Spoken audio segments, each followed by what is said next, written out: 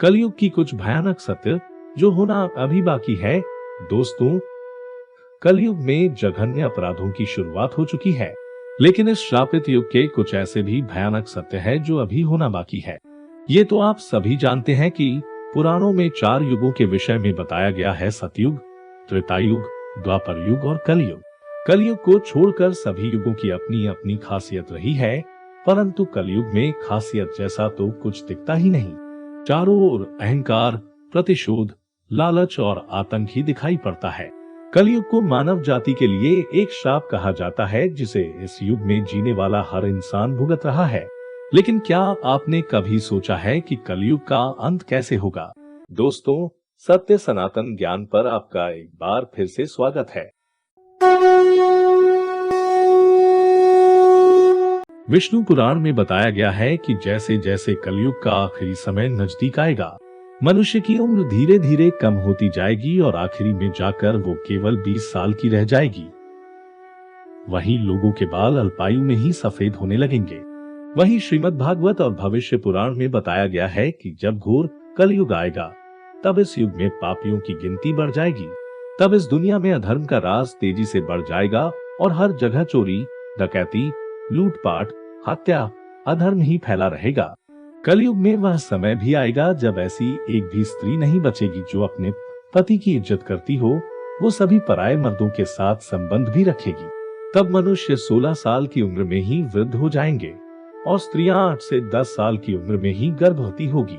इतना ही नहीं, महाभारत में भी कलयुग के अंत में होने वाले प्रलय का वर्णन किया गया है। महाभारत के अनुसार जैसे जैसे घोर कलयुग आ जाएगा, वैसे वैसे धर्म, सत्य, पवित्रता, क्षमा, दया, आयु, बल और याद रखने की शक्ति में कमी आ जाएगी। प्रलय यहीं पर ही नहीं रुकेगा। महाभारत में बताया गया है कि जब घोर कलयुग आएगा तब कभी बारिश नहीं होगी। सूर्य का तेज इतना बढ़ जाएगा कि सातों समुद्र और नदियां सूख जाएंगी। मौसम में ऐसे बदलाव आएगा जिसे समझ पाना मुश्किल हो जाएगा। कभी कड़ाके की सर्दी पड़ेगी तो कभी पाला पड़ेगा, कभी आंधी चलेगी, कभी गर्मी पड़ेगी तो कभी बाढ़ आ जाएगी। गर्मी इतनी बढ़ जाएगी कि पाताल तक सब भस्म हो जाएंगे। वहीं लोग दूर के तालाब को ही तीर्थ मानने लगेंगे और गंगा माता को तीर्थ की श्रेणी में नहीं गिनेंगे। पुराणों की माने तो कलयुग में चालाक और लोभी व्यक्ति को विद्वान माना जाएगा, लेकिन ऐसे लोगों को लोग धर्मात्मा भी कहेंगे और उनके ही पद चिन्हों पर चलेंगे। समय इतना बदल जाएगा कि शास्त्रों और वेदों का पालन कोई नहीं करेगा। तभी धर्म गुरु अपने फायदे के लिए लोगों का इस्तेमाल करेंगे। वो सभी ज्ञान की चर्चा तो करेंगे, लेकिन उनके आचरण राक्षसी होंगे। दोस्तों, कलयुग के अंत समय जमीन से अन्न उगना बंद हो जाएगा। वहीं लोग पूजा पाठ करना और धार्मिक काम करना बंद कर देंगे। वहीं भविष्य पुराण के अनुसार ब्रह्मा जी ने नारद जी से कहा था कि हे नारद, भयंकर कलयुग के आने पर मनुष्य का आचरण दुष्ट हो जाएगा और योगी भी दुष्ट चित्त वाले होंगे। संसार में परस्पर विरोध फैल जाएगा और राजाओं में चरित्रहीनता आ जाएगी। देश देश और गांव-गांव में कष्ट बढ़ जाएंगे। देवता होने की अवस्था भी नष्ट हो जाएगी और उनका आशीर्वाद भी नहीं रहेगा, जिसका मतलब है कि मनुष्य की बुद्धि धर्म से विपरीत चलती जाएगी। इस भयानक युग में जिसके पास भी धन नहीं होगा, उसको अधर्मी, अपवित्र और किसी काम का नहीं माना जाएगा। वहीं जिसके पास जितना पैसा होगा वो उतना ही गुणों से पूर्ण होगा। उसके अच्छे कुल की पहचान सिर्फ उसके धन के आधार पर ही की जाएगी। वहीं धन के लिए ऐसे व्यक्ति अपने रिश्तेदारों और दोस्तों का खून बहाने में भी हिचक महसूस नहीं करेंगे। देखा जाए तो आजकल ये सब सत्य हो रहा है। लोग धन के लिए अपने ही रिश्तेदार और परिवार वालों का खून बहा रहे हैं। ऐसा कहा गया है, जब धरती पाप के बोझ तले दब जाएगी और वो इतना पाप सहन करने योग्य नहीं बचेगी, तब भगवान विष्णु कल्कि का अवतार लेकर धरती पर जाएंगे और इस धरती को पापियों और हैवानों से मुक्ति दिलाएंगे।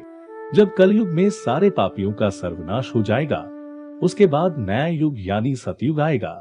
तब कलयुग के असर को पूरी तरह से खत्म करने के लिए लगातार इस धरती पर 12 सालों तक मूसलाधार बारिश होगी, जिससे पूरी धरती जलमग्न हो जाएगी। तब फिर एक साथ 12 सूर्योदय होंगे और जलमग्न हुई पृथ्वी का जल सोख लेंगे।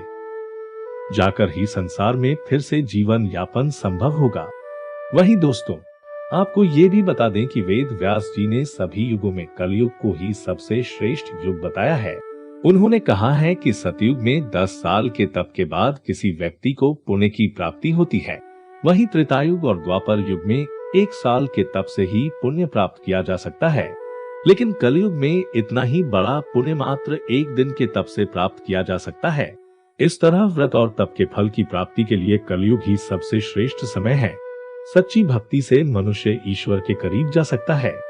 उम्मीद करते हैं कि आपको हमारी आज की यह वीडियो पसंद आई होगी।